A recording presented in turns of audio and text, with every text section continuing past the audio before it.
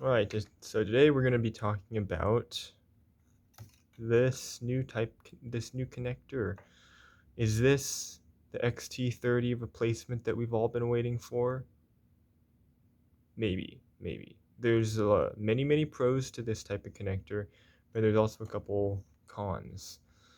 So the reason why I don't like XT-30 is because no matter how much heat shrink you put on the wire, no matter how well you solder the joint, this flimsy wire is eventually going to break off. It's going to snap off, which is just extremely annoying and frustrating because then it means you have to waste 5 minutes of your time going back to the soldering station. So I set out to find a new one. This is the Molex EconoLatch. EconoLatch. It's rated up to 11.5 amps, or is it 12, or is it 18? I forget. But the point is that it is more than good enough for the baby tooth, one cell 3-inch. It's an absolute pleasure to use. Why? It's engineering grade. The tolerances are super tight, and it just slips in and fits in just so nicely and consistently and reliably.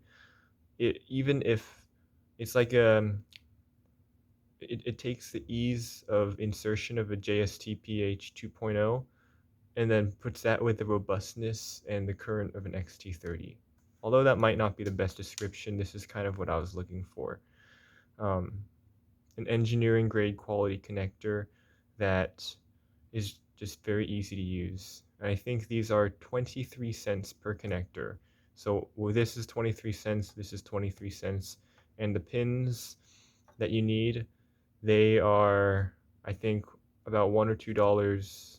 No, I think I paid $5 for a pack of 100 of them from Mouser.com. One thing to note is that these are rolled pin connectors, but according to the datasheet specifications, it's still rated up to 11.5 or 12 amps, possibly more.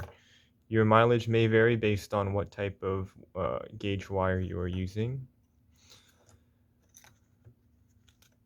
But yeah, I've been using this connector for a couple of weeks now, testing it out, and essentially what you would do is you have a crimp, like a pin, and you crimp the pin and solder it to the wire, and then you insert that, and it clicks in here.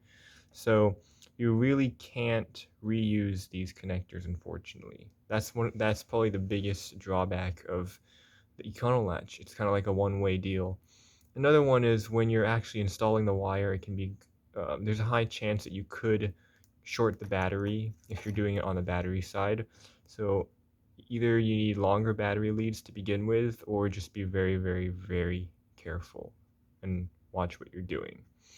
So what are my thoughts about this EconoLatch connector? Is it the XT-30 killer that we've all been waiting for? No, I don't think so. Because honestly, for most people, they should just stick with the XT-30. The XT-30 is good enough. Like, I mean, honestly, good enough is good enough. So this is kind of overkill in terms of complexity and the amount of work required. But let me just tell you, if you do decide to go this route and to invest the time and money to get these connectors, you will not be disappointed. Sure, it took a little bit of getting used to because I thought it was a little bit cumbersome and clunky and inefficient, but I mean, you can see here there is absolutely no wire damage whatsoever on either side. The any stress on here would actually be directly on the battery and not on the connector, which is that can be good and bad. In my eyes, that is pretty good.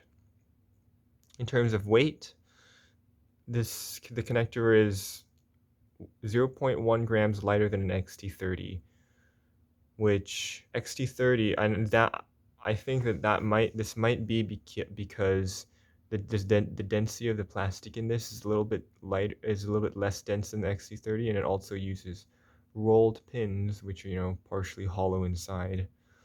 And that's one thing I've plugged and unplugged these things many times.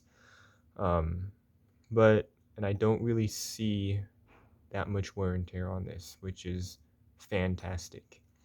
Going on in the future, I think I will continue to be using this connection because there's no discernible change in flight performance, but there is a massive quality of life upgrade.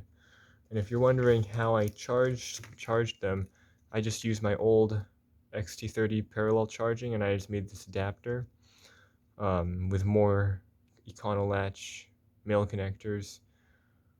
It is this has made plugging and unplugging batteries actually fun, because it's no longer you no longer have to buy these cheap like Chinese XT-30s that sometimes work in some no that you can get cheap engineering grade connectors that work, that they might not be the easiest to install, but they're just such a joy to use in my opinion.